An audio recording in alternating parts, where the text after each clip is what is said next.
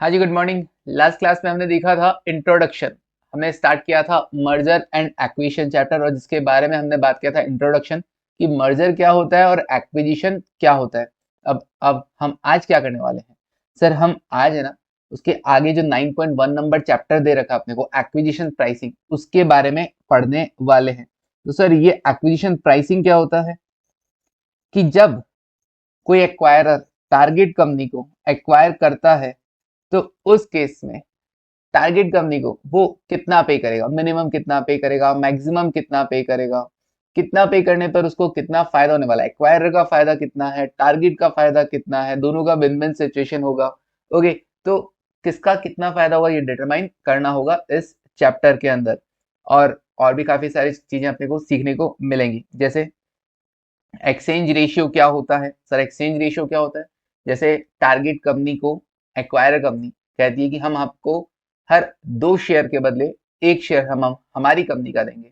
तो रेशियो क्या हो गया? 0.5 शेयर/1। मतलब हम आपको हर 1 शेयर के बदले हमारी कंपनी का 0.5 शेयर देंगे, मतलब 2 के बदले 1 देंगे, 10 के बदले 5 देंगे। That's all, that is the exchange ratio. और क्या देखेंगे? हम देखेंगे वैल्यू क्रिएशन के बारे में कि वैल्यू क्रिएट कैसे किया जाता है, एक्वायरर के लिए कितना वैल्यू क्रिएट हुआ है, टारगेट कंपनी के लिए खुद कितना वैल्यू मिला है। ओके, मतलब दोनों का फायदा, इन शॉर्ट दोनों का फायदा। अलग अलग टर्म्स जानेंगे, intrinsic value, market value, value gap और सिनर्जी वैल्यू। ये सब चीजें हम यहाँ पर समझेंगे कि क्या क्या होता है। कोई क्वेश्चन है एमसीक्यू के अंदर तो किस तरीके से कौन से आंसर को टिक किया जाए। फिर बात किया जाएगा analysing premium offer to the target shareholders. तो टारगेट कंपनी है जिसको आप एक्वायर कर रहे हो, उसको प्रीमियम ऑफर करना, प्रीमियम मतलब एक्स्ट्रा देना। एक्विजिशन प्रीमियम का कैलकुलेशन किया जाएगा, किसका? एक्विजिशन प्रीमियम, या फिर परचेज प्रीमियम बोल दो।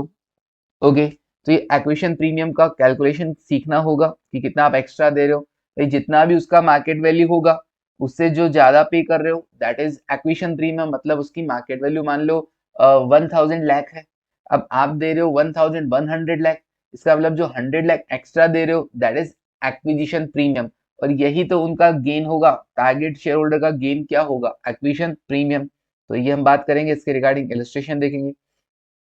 फिर उसके बाद इलस्ट्रेशन 1 2 ये सब किया जाएगा, और इसमें जो जो रिक्वायरमेंट होगी, जिन जिन कैलकुलेशन की हमें रिक्वायरमेंट होगी, वो हम क्वेश्चन के साथ ही सीखते रहेंगे। ओके, फिर उसके बाद analysing value of the target to the acquirer. तो हम क्या करेंगे? टारगेट की वैल्यू को एनालाइज करेंगे एक्वायरर के पॉइंट ऑफ व्यू से कि भाई एक्वायरर को कितना फायदा हुआ है। तो एक्वायरर को कितना फायदा होगा किसी कंपनी को एक्वायर करने में, एक्वायरर का क्या फायदा है? सर, मेरी कंपनी की वैल्यू 2, सामने वाली कंपनी की वैल्यू 2, 2 और 2 मिलकर हम 5 के जैसा काम करेंगे, मतलब सिनर्जी इफेक्ट हो गया 1 रुपया। ओके, लेकिन मैं क्या कर रहा हूँ? जो सामने वाली कंपनी है उसको 2 रुपए नहीं दे रहा, मैं उसको 2 रुपए 40 पैसे का पेमेंट कर रहा हूँ। तो भैया 1 रुपए मेरी सिनर्जी, मतलब मुझे 1 रुपए का फायदा हो रहा है उसको मिलाने पर, और मैं इसके बदले में उसको 40 पैसे एक्स्ट्रा भी तो दे रहा हूँ। तो 60 पैसा मेरा फायदा, नेट एक्वायरर गेन। या फिर आप इसको भी ऐसे भी देख सकते हो कि भाई वैल्यू रिसीव्ड कितना हुआ? 2 रुपए का। पेमेंट कितना कर रहे हो? 2 रुपए 40 पैसे का। Okay, value received plus synergy 1 रुपए का, माइनस पेमेंट कितना कर रहे हो? 2.40 का तुम पेमेंट कर रहे हो। ओके, तो उसको मिलाने पे 2 रुपए तो उसकी वैल्यू हमें मिल रही है, 1 रुपए हमको सिनर्जी बेनिफिट मिल रहा है, टोटल 3 रुपए का वैल्यू क्रिएट हो रहा है मेरे को। या यूं कहूँ, मेरी कंपनी जो एक्वायर कंपनी की वैल्यू है उसमें टोटल 3 रुपए का इजाफा हो रहा है। उसके बदले में 2 रुपए 40 पैसे का पेमेंट कर रहा हूँ, तो 60 पैसे का मेरे को फिर भी फायदा बच रहा है। तो एक्वायरर का गेन पता किया जाएगा, देखेंगे एक्वायरर का गेन पता करने के दो फॉर्मूला कि एक्वायर को कितना फायदा हो रहा है, नेट फायदा कितना हो रहा है। मतलब फायदा कितना हो रहा है सर? 2 और 2 5 हो गए, तो 1 रुपए का फायदा हुआ ना। अरे 1 रुपए के फायदे में से तुमने कुछ टारगेट कंपनी को भी तो दिया होगा, सारा खुद ने थोड़ी ना लिया होगा सिनर्जी बेनिफिट। तो 40 पैसे अगर तुमने टारगेट कंपनी को एक्स्ट्रा दिया है, उसकी वैल्यू थी 2 रुपए, आपने पेमेंट किया 2 रुपए 40 पैसे, तो जो 40 पैसे तुम एक्स्ट्रा दे रहे हो, इसका मतलब वो जो तुम्हारा 1 रुपए का फायदा था ना सिनर्जी, उसमें 40 पैसा टारगेट को दिया जा रहा है, तो 60 पैसा खुद के पास रखा जा रहा है। That is acquirers gain. Okay, आगे बढ़ते हैं नेक्स्ट। फिर इसके रिगार्डिंग क्वेश्चन वगैरह किया जाएगा, और इलस्ट्रेशन 3 4 फिर एक्रेशन और डाइल्यूशन एनालिसिस पढ़ा जाएगा। कि एक्वायर करने से पहले हमारा ईपीएस कितना था और एक्वायरर का ईपीएस एक्वायर करने के बाद कितना है। मतलब जब सिंगल एक्वायरर था, जब स्टैंड अलोन बेसिस पे था, जब उसने टारगेट कंपनी को एक्वायर नहीं किया था, तब उसका ईपीएस कितना था, और टारगेट कंपनी को एक्वायर करने के बाद कंबाइंड फॉर्म में उसका ईपीएस कितना है। तो ईपीएस इंक्रीज हुआ है या डिक्रीज हुआ है। इंक्रीज हुआ है तो एक्रेशन बोलेंगे, डिक्रीज हुआ है तो डायल्यूशन बोलेंगे। तो ये टॉपिक आएगा, इसके रिगार्डिंग क्वेश्चन आएगा इलस्ट्रेशन में 4। फिर अर्निंग मल्टीपल्स आएंगे हमारे इस मॉड्यूल में, इस चैप्टर में आगे। अर्निंग मल्टीपल्स मतलब यहाँ पर हम देखेंगे अलग अलग मल्टीपल्स, मल्टीपल्स के बेसिस पर शेयर का प्राइस देखना, जैसे पीई रेशियो, पीई रेशियो के बेसिस पे शेयर का प्राइस वैल्यूएशन कैसे किया जाएगा, तो ये हम ये देखेंगे। उसके बाद ईवी ईबिटा, ईवी ईबिटा के बेसिस पर, मतलब ईबिटा के बेसिस पर आप एंटरप्राइज वैल्यू कैसे डिटरमाइन करेंगे। उसके बाद price to book value, book value के बेसिस पे शेयर का प्राइस निकालना। Price to sales multiple, sales के बेसिस पे कंपनी का वैल्यूएशन करना। तो मतलब ये क्या होगा, ये जितने भी मल्टीपल्स हैं हमें क्या करने होंगे, हमें किसी हमारी जैसी ही कंपनी के मल्टीपल्स दिए हुए होंगे। तो हमारी जैसी ही कंपनी के मल्टीपल्स दिए होंगे और उसको बेस लेते हुए हम हमारी कंपनी की वैल्यू को एस्टिमेट करेंगे। ओके, मान लो प्राइस टू बुक वैल्यू, कोई दूसरी कंपनी है, मेरे जैसी कंपनी है, उसका price to book value 2 times है। इसका मतलब उसकी 1 रुपए की बुक वैल्यू पे 2 रुपए का मार्केट वैल्यू है। तो अब वही चीज मैं मेरे लिए अप्लाई करूंगा। मान लो मेरी कंपनी का बुक वैल्यू 100 रुपए है, तो उसके हिसाब से 100 × 2 200 रुपए मेरी मार्केट का वैल्यू होना चाहिए। Okay, choosing the right comparable companies, companies को जो आप कंपेयर करने के लिए कंपनीज सेलेक्ट कर रहे हैं वो प्रॉपर कंपनीज तरीके से होनी चाहिए, मतलब सेम रिस्क फैक्टर की होनी चाहिए, सेम रिस्क रिटर्न एनालिसिस की होनी चाहिए। ओके, मतलब मेरे जितना रिस्क हो, मेरे जितना रिटर्न का परसेंटेज हो। तो कंपनीज जिसके साथ मैं कंपेयर कर रहा हूँ खुद को, वो प्रॉपर अच्छे तरीके से सिलेक्शन होना चाहिए। फिर उसके बाद ये क्या क्या चीजें अपने को ध्यान में रखनी है राइट कंपनी सिलेक्शन में, ये अपने को नोट करनी होगी।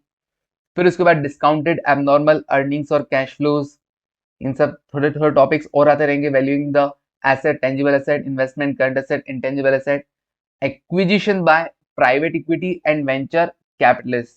मतलब एक्विजिशन भी दो तरीके से डिफाइन किया गया यहाँ पे। एक तो स्ट्रेटेजिक एक्विजिशन, जिसमें आप क्या कर रहे हैं, सामने वाले के बिजनेस को एक्वायर कर रहे हैं और अब आप ही उसको रन करना चाह रहे हैं, आप पूरा डिसीजन मेकिंग में इन्वॉल्व हो रहे हैं। और फाइनेंशियल एक्विजिशन क्या होगा, जिसमें आप केवल पैसा लगा रहे हैं, आपको सामने वाले का बिजनेस मॉडल अच्छा लगा, आपने पैसा इन्वेस्ट किया, अब बिजनेस भाई सामने वाला ही रन करेगा, हम तो हमारा जो पार्टनरशिप, जो हमारा परसेंटेज बनता है, हमारा जो शेयरिंग बनता है, हम हमारा शेयरिंग बस उस बिजनेस से विड्रॉ कर लेंगे। That is financial acquisition. ऐसा करके क्या होगा, ये हमारा ये चैप्टर कंप्लीट हो जाएगा। कौन सा, एक्विजिशन प्राइसिंग का, एक्विजिशन प्राइसिंग का। तो मैंने एक ओवरव्यू दे दिया कि इस चैप्टर में अपने को क्या क्या पढ़ने को मिलेगा, ठीक है ना। ये सब चीजें अपने को देखनी होंगी, इलस्ट्रेशन सॉल्व करने होंगे। तो करना कैसे होगा सर, वही लिखकर। तो चलिए देखते हैं। तो एक्विजिशन प्राइसिंग लिखना स्टार्ट करें। सर यहाँ पे भी सारा लिखा होगा, बिल्कुल। अपन मॉड्यूल का सारा कुछ यहाँ पे जितना जितना अपने को लिखना रिक्वायरमेंट होगा, अपन सारा लिखेंगे, जिससे आपके पास एक रजिस्टर तैयार हो जाएगा और लास्ट टाइम आप केवल उस रजिस्टर को पढ़ के जाएंगे, अपना काम हो जाएगा। ओके, एक्विजिशन प्राइसिंग क्या लिखना है सर, लिखो। इन केस ऑफ मर्जर और acquisition, in case of mergers और acquisitions,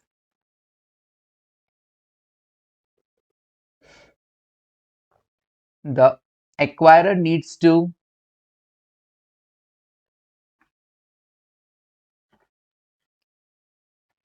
the acquirer needs to pay an amount, an amount to acquire the target, to acquire the target। तो merger और acquisition के case में क्या होगा, acquirer को क्या करना होगा, टारगेट को कुछ अमाउंट पे करना होगा उस कंपनी को, उस टारगेट कंपनी को एक्वायर करने के लिए। The acquisition price,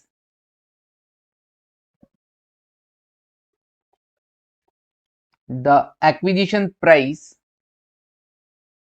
is the price that is paid by that is paid by the acquirer paid by the acquirer for each share of target company तो टारगेट कंपनी के हर एक share के बदले जो आप प्राइस दे रहे हैं दैट इज एक्विजिशन प्राइस, या यूं कहें उस कंपनी के टोटल वर्थ के बदले जो आप पेमेंट कर रहे हैं that is acquisition price. Okay, the acquirer can pay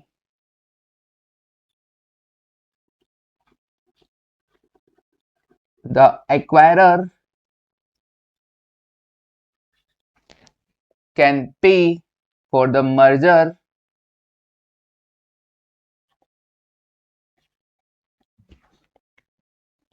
with cash, securities or combination of two।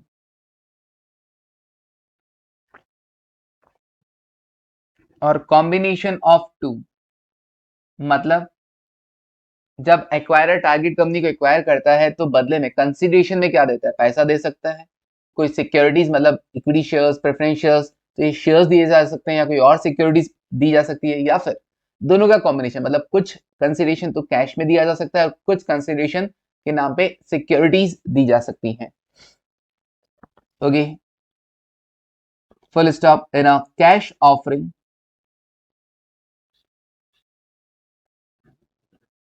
In a cash offering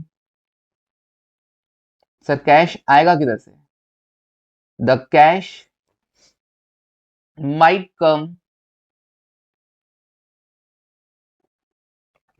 come from the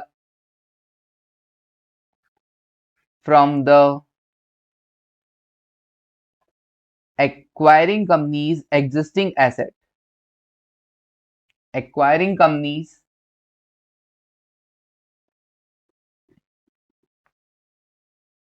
existing asset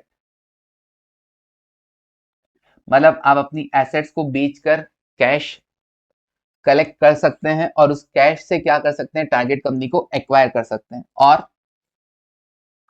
from a debt issue okay, या फिर आप date से पैसा raise कर सकते हैं, मतलब loan ले सकते हैं, डिबेंचर्स वगैरह इश्यू कर सकते हैं और पैसा इकट्ठा करके टारगेट कंपनी को एक्वायर कर सकते हैं। Okay, in a stock offering अगर आप शेयर देकर, शेयर इश्यू करके टारगेट कंपनी को एक्वायर करते हैं तो in a stock offering the exchange ratio मतलब आपके हर एक शेयर के बदले, टारगेट कंपनी के हर एक शेयर के बदले एक्वायरर कितने शेयर इश्यू करेगा that is exchange ratio. Exchange ratio determines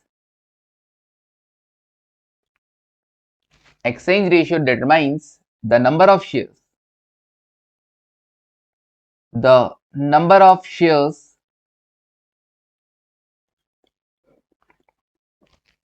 that shareholders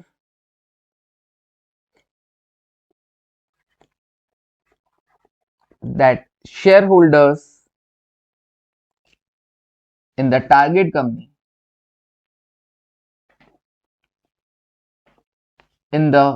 target company receive in exchange for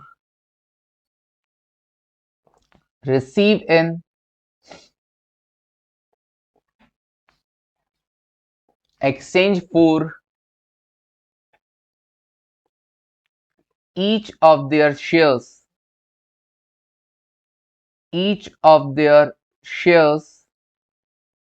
in target company. तो टारगेट कंपनी में उनके हर एक शेयर के बदले एक्वायरर उनको कितने शेयर्स देगा that is exchange ratio. Okay, तो दो तरीके से ऑफर किया जा सकता है। एक्वायरर कंपनी टारगेट कंपनी को दो तरीके से पे कर सकती है, कंसिडरेशन दो तरीके से कंप्लीट हो सकता है, या तो कैश दे दिया जाए या शेयर्स दे दिया जाए। शेयर्स किसके? एक्वायर कंपनी अपनी कंपनी के शेयर्स देगी जनरली। कभी कभार ऐसा होता है कि किसी दूसरी कंपनी के शेयर्स भी ऑफर किए जा सकते हैं। तो आपको पेमेंट कैसे दिया जाएगा टारगेट कंपनी? या तो कैश दिया जाएगा या स्टॉक ऑफरिंग किया जाएगा। तो कैश दिया गया तो हम कैश की तरह से अरेंज करेंगे, या तो एसेट्स को बेच लो, या फिर क्या कर लेंगे, डेट से पैसा रेज करके हम क्या कर सकते हैं, कैश अरेंज कर सकते हैं। या फिर जब हमको शेयर्स देना होगा तो कैश तो अरेंज करना नहीं है, हमको हमारी कंपनी के शेयर्स देने हैं। अब उसके लिए क्या डिटरमाइन किया जाएगा, हम आपको आपके हर एक शेयर के बदले हमारे कितने शेयर दें, that is exchange ratio. Okay, उसे क्या कहा जाएगा, एक्सचेंज रेशियो। चलिए, तो यहां तक लिख लिया हो फटाफट से, तो मुझे बता देना। यस सर, लिख लिया हमने। अब लिखिए value creation, value creation, hashtag value creation.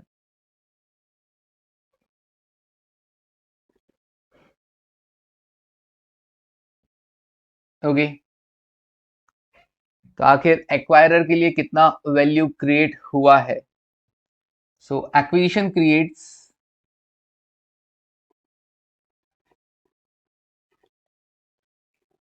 acquisition creates value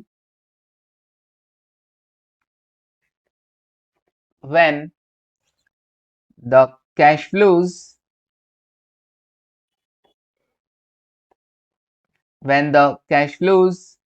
of the combined companies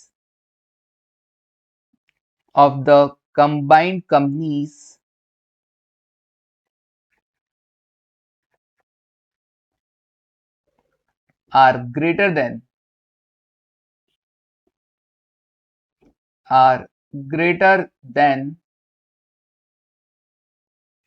the sum of their individual value, sum of their individual value। Okay, मतलब क्या हुआ? मतलब ये है, जैसे acquirer company stand alone basis पर, मतलब जब वो अकेले थी, जब तक उसने टारगेट कंपनी को एक्वायर नहीं किया था, तो उस केस में एक्वायरर कंपनी मान लो कैश फ्लो जनरेट कर पाती है 100 लाख के, और स्टैंड अलोन बेसिस पर target company cash flows generate कर पा रही है 70 लाख के। ओके, दोनों मिलके टोटल 170 लाख का कैश फ्लोज जनरेट कर पा रहे हैं ऑन स्टैंड अलोन बेसिस। लेकिन जब एक्वायर कंपनी ने टारगेट कंपनी को एक्वायर कर लिया, तो combined and as a combined entity उनका कैश फ्लो मान लेते हैं 200 लाख हो रहा है।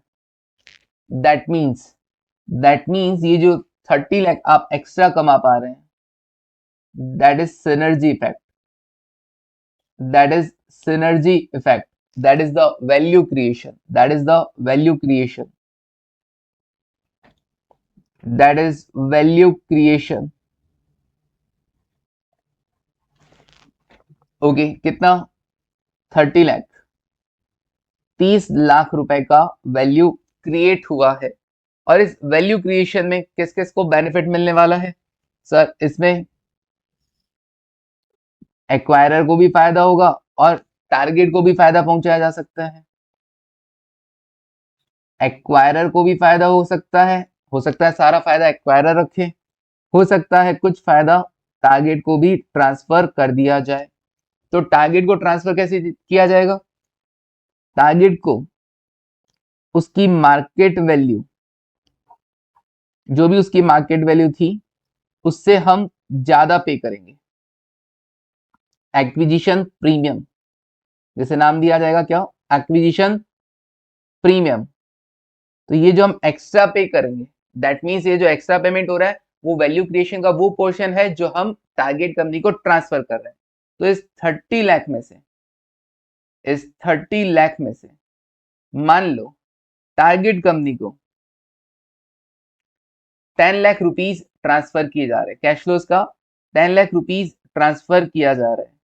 ओके, तो ये एक्विजिशन प्रीमियम कहलाएगा, टोटल मार्केट वैल्यूएशन का ये मान सकते हैं अपन मार्केट वैल्यूएशन हो गया देखा जाए तो, कि ये एक्वायर कंपनी का मार्केट वैल्यू 100 लाख था, टारगेट कंपनी का 70 लाख था, टोटल 170 था, अभी कंबाइंड एंटिटी 200 लाख हो गया, तो 30 लाख वैल्यू क्रिएट हुआ। ये 30 लाख में से 10 लाख टारगेट कंपनी को ट्रांसफर किया जा रहा है, तो एक्वायरर का जो गेन रहेगा, सो एक्वायरर्स गेन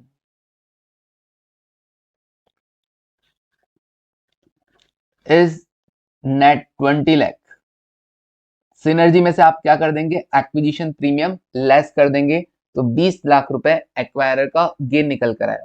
तो इस तरीके से हम डिटरमाइन करेंगे वैल्यू क्रिएशन, और उसमें ये देखेंगे टारगेट का कितना पोर्शन है, एक्वायरर का कितना पोर्शन है।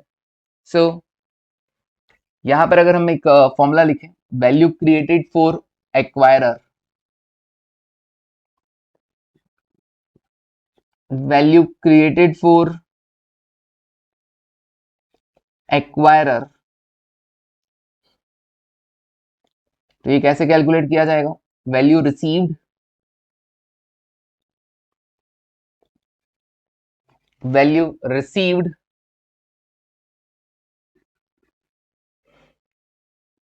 सर कौन सा value, stand alone value, stand alone value of target, stand alone value of target plus value of performance improvement, value of performance improvement,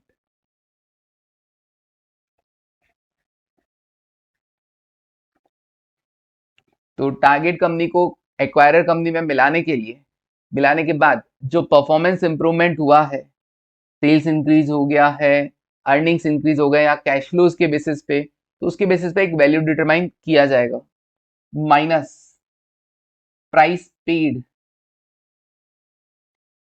price paid for the acquisition,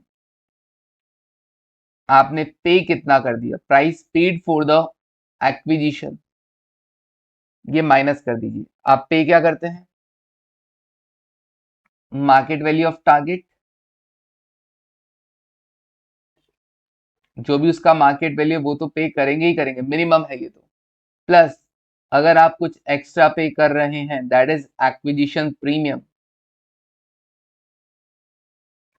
okay, that is the price paid for the acquisition. ये आपके पास आ जाएगा value created for acquirer. Simple है कि भाई target company की stand alone value क्या है, मतलब मार्केट वैल्यू क्या है ना, स्टैंड अलोन वैल्यू मतलब उसका मार्केट वैल्यू क्या है, उसमें ऐड क्या कर देना, तो ये मार्केट वैल्यू से मार्केट वैल्यू तो वैसे ही कैंसिल हो गया ना, एक बार ऐड एक बार लेस। फिर वैल्यू ऑफ परफॉर्मेंस इंप्रूवमेंट मतलब वही सिनर्जी वाला बात, उसमें से आपने एक्विजिशन कितना प्रीमियम दे दिया, सर 10 हमने पे कर दिया, तो एक्वायरर के लिए कितना बचा, 20 बचा कि नहीं बचा, तो दोनों फॉर्मुलाज हैं, ठीक है ना, दोनों फॉर्मुलाज है, एक तो सिनर्जी माइनस एक्विजिशन प्रीमियम, और दूसरा ये वाला value received plus value of performance improvement minus price paid for the acquisition. Okay, now some terms, कुछ टर्म्स समझते हैं कैसे हैं, क्या काम करती है, कैसे काम करती है, अगर एमसीक्यूज में आ जाए तो हम उनके बारे में कैसे लिखें। Some terms,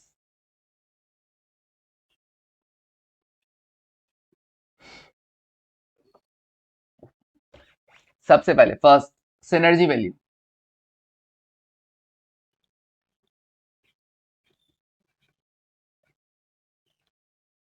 synergy value, sir ये क्या होता है synergy value, the net present value, NPV calculate करते हैं थे आप लोग एसएफएम में, एफएम में, the net present value of the cash flows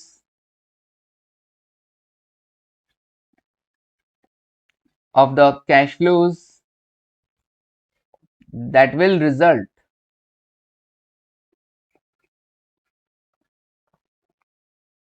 that will result from improvement made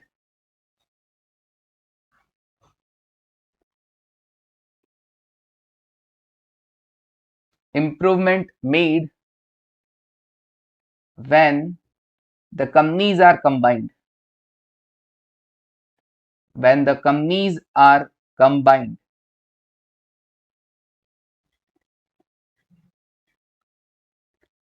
जब दो कंपनी मिलकर एक नया कंपनी बनता है तो उस केस में वैल्यू कितना एड ऑन हुआ, that is synergy value. These are the improvement, these are the improvement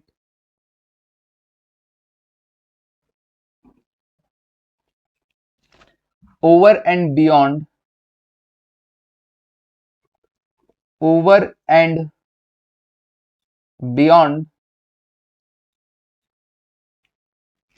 those the market already anticipates. Market already anticipates.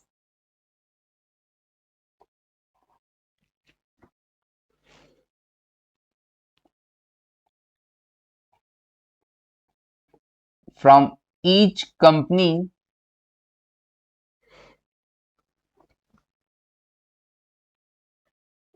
market anticipates each company would make if the acquisition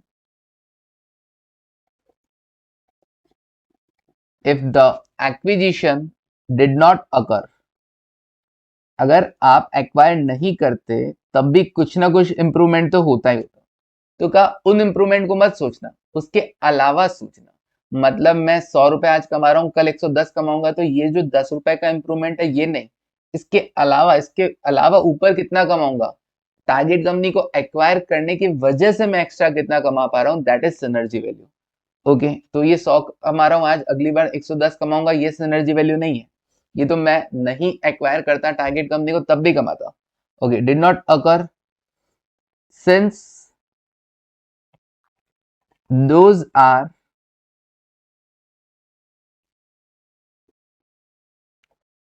already incorporated into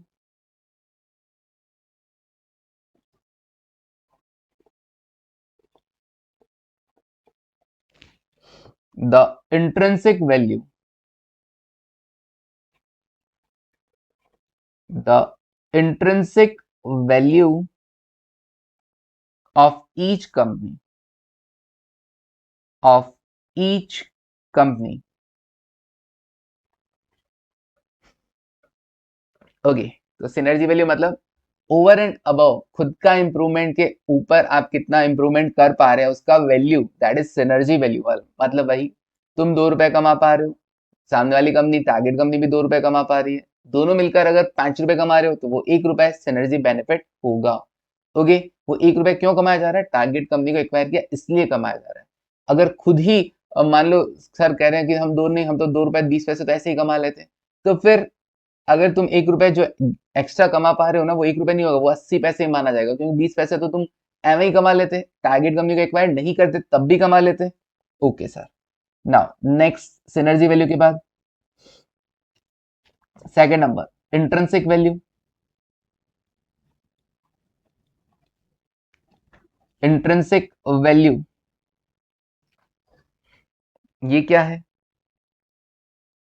इसके लिए क्या definition आएगा, the net present value, the net present value of expected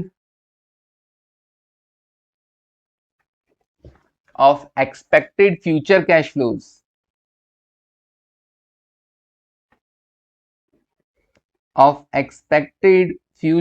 flows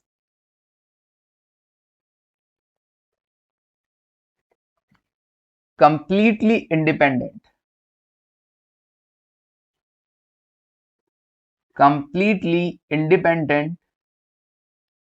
of any acquisition.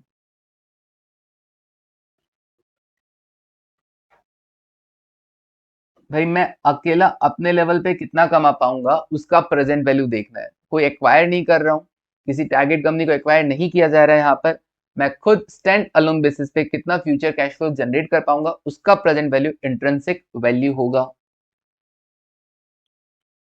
This assumes the company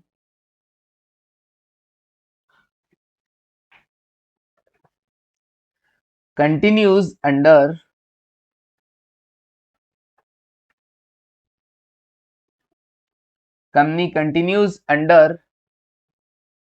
current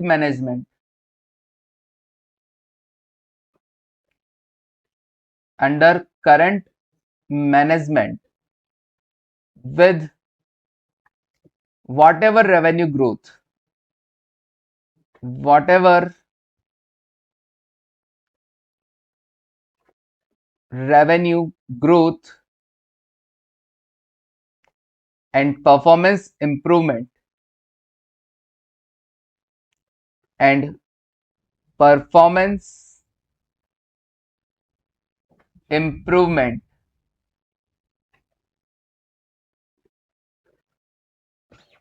have already been anticipated by the market,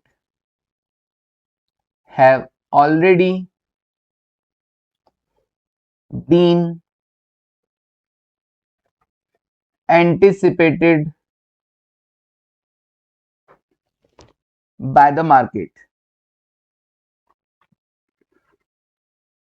मतलब अगर आज मैं 100 रुपए कमा रहा हूं तो first year, second year, third year, fifth year, fourth year, fifth year, six year, सब साल में क्या 100 थोड़ी ना कमाऊंगा। कुछ ना कुछ हर साल ग्रोथ तो होगा, कुछ ना कुछ हर साल इंप्रूवमेंट तो होगा। तो उस इंप्रूवमेंट को मैं कंसिडर कर लूंगा। मान लो हर साल मैं 10% इंक्रीमेंट करता हूँ तो फर्स्ट ईयर में 110, फिर 121, फिर 133, फिर उससे भी और ज्यादा, ठीक है ना, 146। तो कहने का मतलब है ये हर साल जो कैश फ्लोज इंक्रीज होते जा रहे हैं मैं उन सबको पहले एंटिसिपेट कर रहा हूँ, फिर उसका प्रेजेंट वैल्यू निकाल रहा हूँ। That is the intrinsic value, वो स्टैंड अलोन बेसिस पे। तो फ्यूचर इंप्रूवमेंट्स को मैं पहले ही कंसिडर कर रहा हूँ कि फ्यूचर में कितने कमा पाऊंगा। सिंपली फ्यूचर के एस्टिमेटेड कैश फ्लोज को पहले कंसिडर किया जा रहा है, फिर प्रेजेंट वैल्यू निकालोगे उन सबका। That is the intrinsic value. Stand alone पे तुम फ्यूचर में कितना कमा लोगे उसका प्रेजेंट वैल्यू ही इंट्रिंसिक वैल्यू होगा। Okay, next, market value.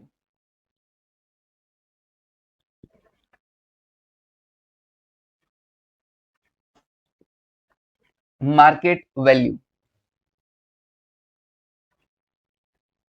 Market value क्या है?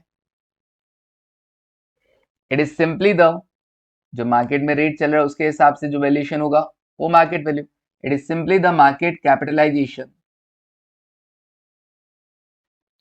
It is simply the market capitalisation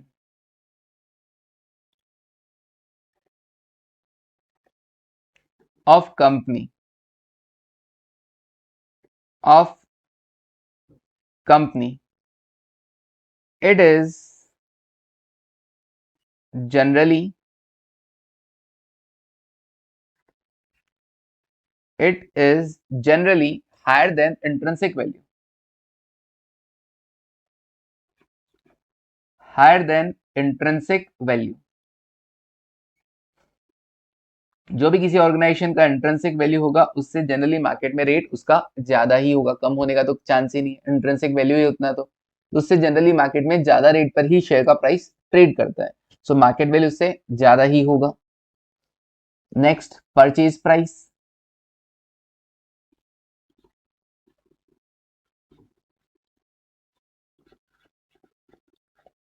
okay, अब ये परचेज प्राइस क्या है?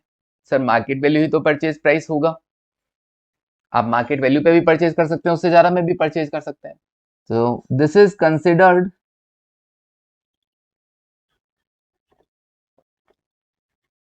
this is considered as the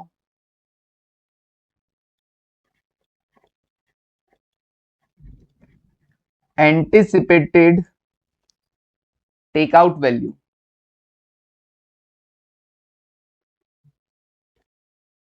take out value कि कितने में खरीद लोगे सामने वाली कंपनी को, it's the price, it's the price that a bidder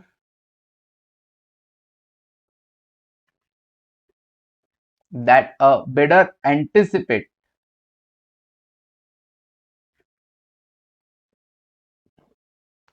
having to pay, having to pay to be accepted by the target shareholder, to be accepted by the target shareholders.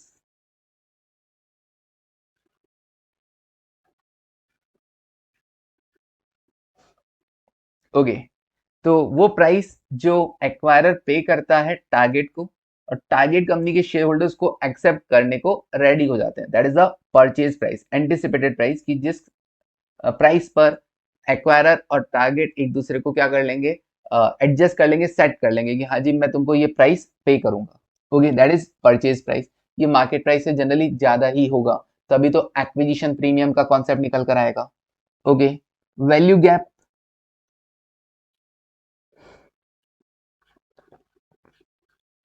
Value gap, the difference between the difference between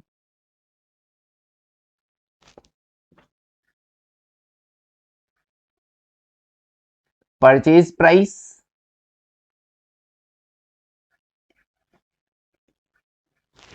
and intrinsic value, intrinsic मतलब उसका actual value, तो उसका जो actual value है और जो purchase price है, इन दोनों का जो डिफरेंस होगा that is value gap, that is value gap. Then acquisition premium,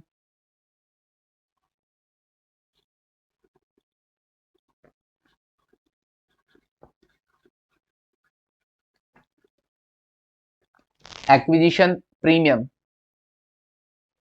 acquisition premium कह दो चाहे गेन टू टारगेट कंपनी बोल दो, गेन टू टारगेट कंपनी बोल दो।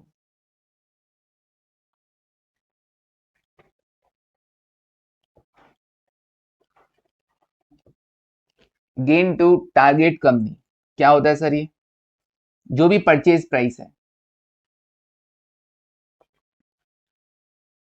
परचेज प्राइस बोल दो, कंसीडरेशन बोल दो, डील प्राइस बोल दो, तो जो भी परचेज प्राइस है, डील प्राइस है, जो आप पे कर रहे हैं, एक्वायरर जो आप पे कर रहे हैं टारगेट कंपनी को, minus pre merger price of target, pre merger price of target, target company का वैल्यू कितना है, प्री मर्जर मार्केट वैल्यू कितना है, pre merger price of target जो उसका मार्केट वैल्यू है। देखो, इंट्रिंसिक वैल्यू और परचेज प्राइस का जो डिफरेंस है वो है वैल्यू गैप, ये आपसे कम पूछा जाता है। लेकिन हाँ, जो उसका मार्केट वैल्यू है, मार्केट वैल्यू और परचेज प्राइस का जो डिफरेंस है मार्केट वैल्यू से कितना ज्यादा दिया, that is acquisition premium. Okay, acquisition premium paid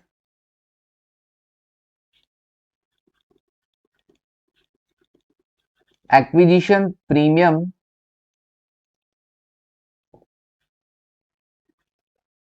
paid in recent acquisitions, in recent acquisitions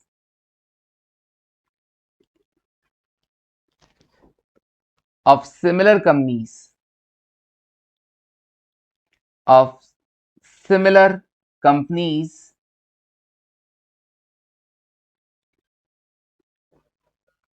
are used to estimate, are used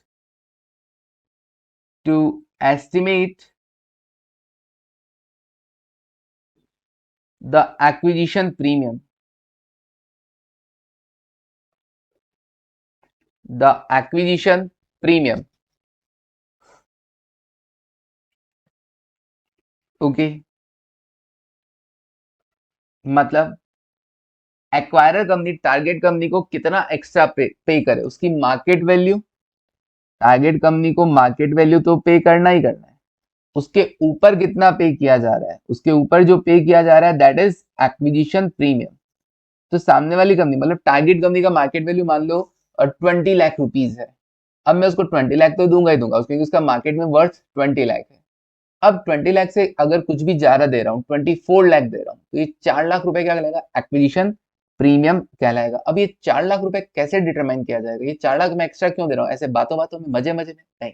मैं देख रहा हूँ कि इसी टाइप का जब कभी एक्विजिशन हुआ होगा रिसेंट में ऐसे ही जैसे मैं आज किसी कंपनी को एक्वायर करने जा रहा हूँ, वैसे ही किसी और ने भी दूसरी कंपनी को एक्वायर किया होगा, तो उस टाइम कितना एक्स्ट्रा पेमेंट किया गया था, मार्केट वैल्यू से कितना एक्स्ट्रा ऑफर किया गया था, एक्विजिशन प्रीमियम। ओके, उसी के बेसिस पे मैं भी क्या करूंगा, एक्विजिशन प्रीमियम डिसाइड करूंगा। मान लो उसने कहा कि 20% एक्स्ट्रा देते हैं, तो भाई मैं भी 20 लाख पे 20% कितना, 4 लाख एक्स्ट्रा दे रहा हूँ, 24 लाख का डील प्राइस डन किया जाएगा।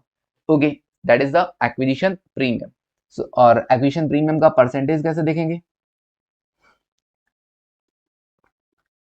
Acquisition premium percentage, acquisition premium percentage क्या रहेगा formula, deal price minus pre merger value. Deal price मतलब कंसिडरेशन आप कितना दे रहे हो, minus pre merger value of target. Pre merger price कह दो, pre merger value of target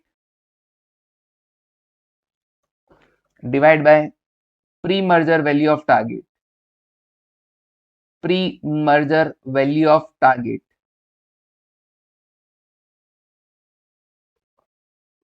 into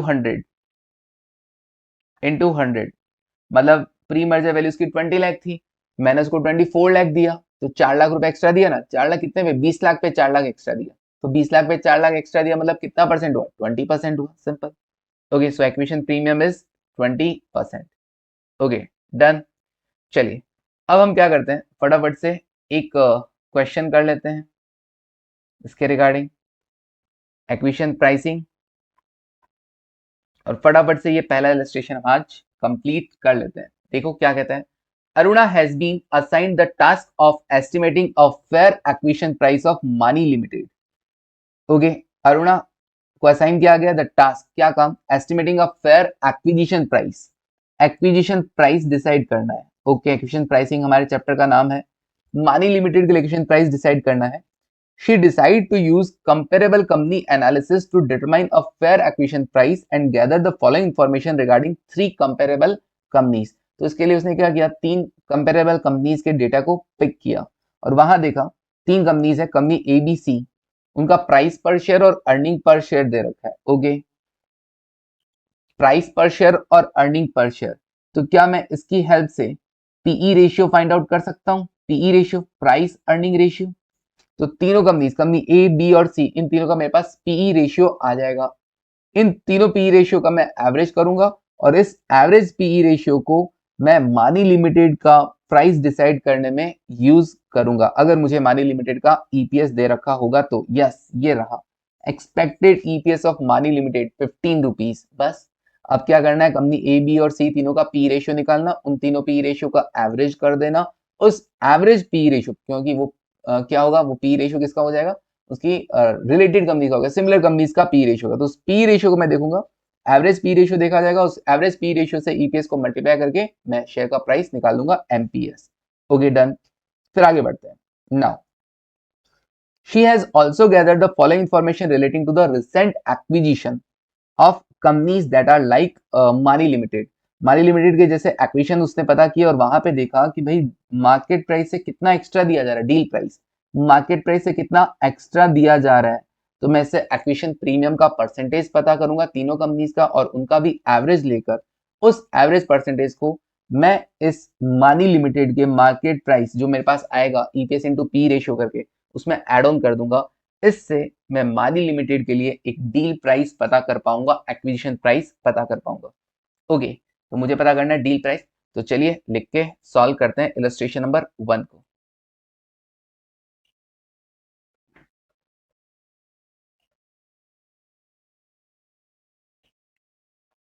okay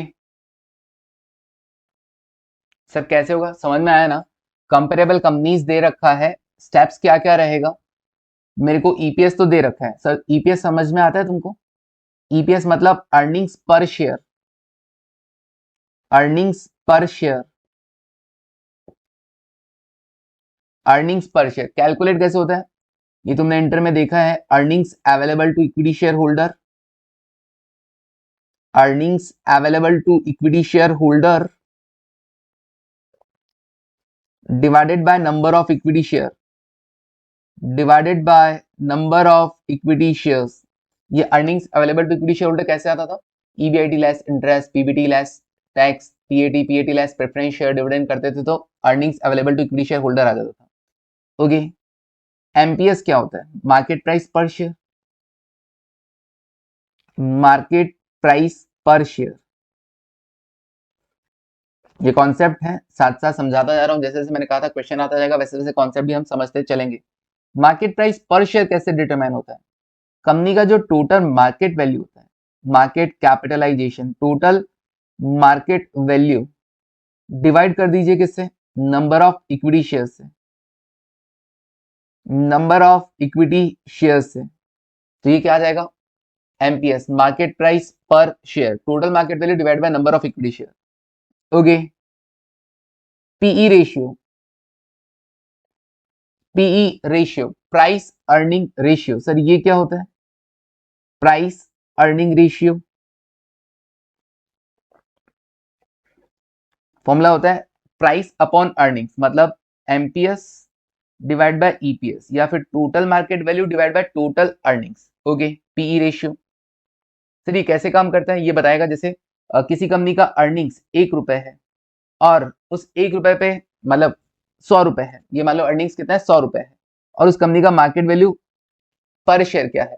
800 रुपए है, 800 रुपए रेट चल रहा है मार्केट में। इसका मतलब क्या हुआ? पी रेशियो कितना टाइम्स हो गया? 8 टाइम्स। इसका मतलब हर 1 रुपए की अर्निंग पे 8 रुपए का मार्केट प्राइस है, 8 टाइम्स उसका मार्केट में वैल्यू है। ओके, फिर उसके बाद डील प्राइस, डील प्राइस कह दो, कंसिडरेशन बोल दो, कितना पे करते हो आप? सर उसका जो एमपीएस है, मार्केट में जो वर्थ है, मार्केट में वर्थ है, उसके ऊपर हम कुछ अमाउंट पे करते हैं, that is acquisition premium, acquisition premium. तो ये हमारे लिए डील प्राइस निकल के आता है। ओके, तो market price per share plus acquisition premium, जो भी आपकी कंपनी का मार्केट वैल्यू है उसमें हम कुछ अगर एड ऑन दे रहे हैं आपको, ऑब्वियसली एक्विजिशन प्रीमियम कहलाएगा वो। और अगर इन दोनों वैल्यू को ऐड कर दिया जाए, दैट इज डील प्राइस। मतलब आपकी वर्थ 100 रुपए है, हम आपको 110 रुपए दे रहे हैं, तो 10 रुपए का एक्विजिशन प्रीमियम होगा। ओके सर, डन है।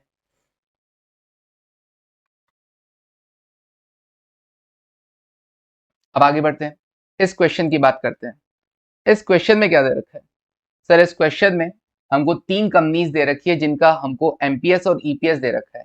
तो उन तीनों कंपनीज के एमपीएस और ईपीएस के बेसिस पर हम एवरेज पीई रेशियो पता करेंगे, average PE ratio. Okay, PE ratio का फॉर्मूला क्या होता है? PE ratio is equals to MPS upon EPS. तो कंपनी ए, कंपनी बी और कंपनी सी, तीनों के लिए हम पीई रेशियो पता करेंगे। तो तीनों कंपनी का एमपीएस कितना कितना है? 240 है, 150 है और 300 रुपए का एमपीएस है। और ईपीएस कितना कितना है? 14.5, 9.57 और 19। ओके, सो पी रेशियो आ जाएगा 16.55 टाइम्स। पी रेशियो आंसर हमेशा टाइम्स में होता है, 15.67 टाइम्स और 15.79 टाइम्स। अब हमें क्या करना होगा? हमें तीन तीन तोड़ना चाहिए, हमें तो केवल एक एक्सपेक्टेड पी रेशियो चाहिएगा। तो एक फाइंड आउट करने के लिए हम इनका क्या कर लेते हैं? एवरेज कर लेते हैं। ओके सर सिंपल एवरेज, बिल्कुल सिंपल एवरेज कर लो। वेटेड एवरेज के लिए वेट भी तो होना चाहिए, है ना? वेट नहीं, सिंपल एवरेज कर लो, कुछ बोला नहीं जाए तो। 16.55 प्लस 15.67 प्लस 15.79 डिवाइड बाय कर दो 3, आंसर इज 16 टाइम्स। सर ये क्यों पता किया? अब इसको क्या करूंगा, मानी लिमिटेड की ईपीएस से मल्टीप्लाई करके मानी लिमिटेड का एमपीएस पता कर लिया जाएगा। Okay, so second one, MPS for Mani limited. Mani limited का एमपीएस कैसा आएगा? एमपीएस का formula EPS into PE ratio. P ratio कौन सा? Average P ratio, expected P ratio. तो ईपीएस कितना था? 15 रुपए। ओके, और 16 times is the average PE ratio, so answer is 240, 240 रुपए। ओके, आगे बढ़ते हैं नेक्स्ट।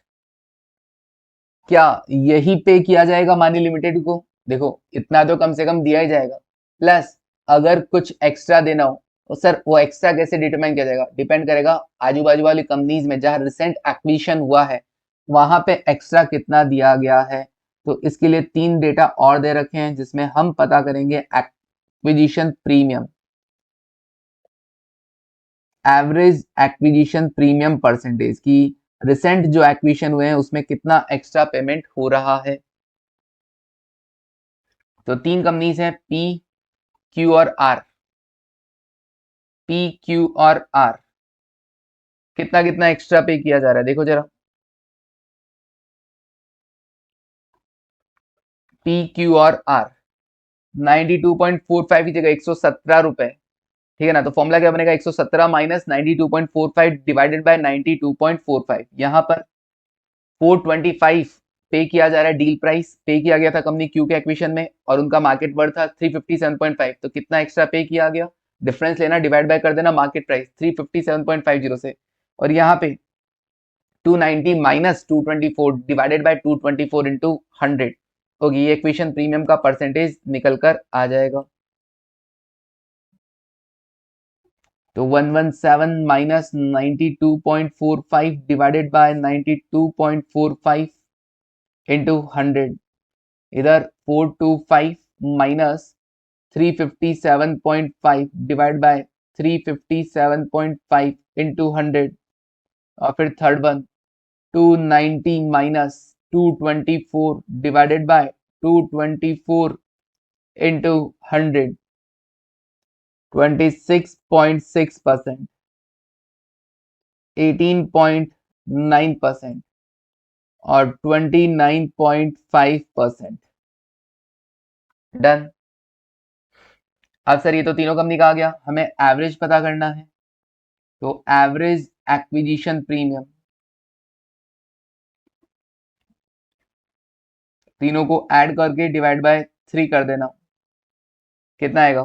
तीनों को ऐड करो, 26.6, 18.9 और 29.5 डिवाइड बाय 3, इट इज 25%। ये लो जी, इसका मतलब जितना मार्केट वर्थ है उससे 25% अपने को ज्यादा पे करना होगा मानी लिमिटेड को। सो डील प्राइस निकल के आ जाएगा। Okay, fourth one, deal price या एक्विजिशन प्राइस बोल सकते हैं, जो भी उसका मार्केट में रेट चल रहा है, MPS plus acquisition premium, plus acquisition premium. तो मार्केट में रेट 240 रुपए है और एक्विजिशन प्रीमियम कितना? 240 का 25%। सो 240 का 25% कितना होगा? 60 रुपए। तो 240 प्लस 60, 300 रुपीज, 300 रुपए डील प्राइस होगा किसका? मानी लिमिटेड का। ओके, तो ये कंप्लीट सॉल्यूशन था। तो आई थिंक समझ में आया होगा कि किस तरीके से हमने उसका डील प्राइस, परचेज प्राइस निकाला, एक्विजिशन प्राइस निकाला। तो पहले उसका मार्केट वैल्यू देखा गया, प्लस उसमें क्या ऐड कर दिया गया? Acquisition premium. मार्केट वैल्यू के लिए पी रेशियो का हेल्प लिया गया और डील प्राइस के लिए कितना एक्स्ट्रा पे किया उसके लिए कंपेरेबल कंपनीज का एक्विजिशन प्रीमियम देखा गया और जिसके बेसिस पर मार्केट प्राइस में एड ऑन किया गया वैल्यू को। ओके, तो चलिए आज के लिए इतना ही रखते हैं। नेक्स्ट इलस्ट्रेशन, सेकंड इलस्ट्रेशन और कुछ और कंसेप्ट हम हमारे अगली क्लास में देखेंगे। अभी के लिए इतना ही। Thank you, take care and bye.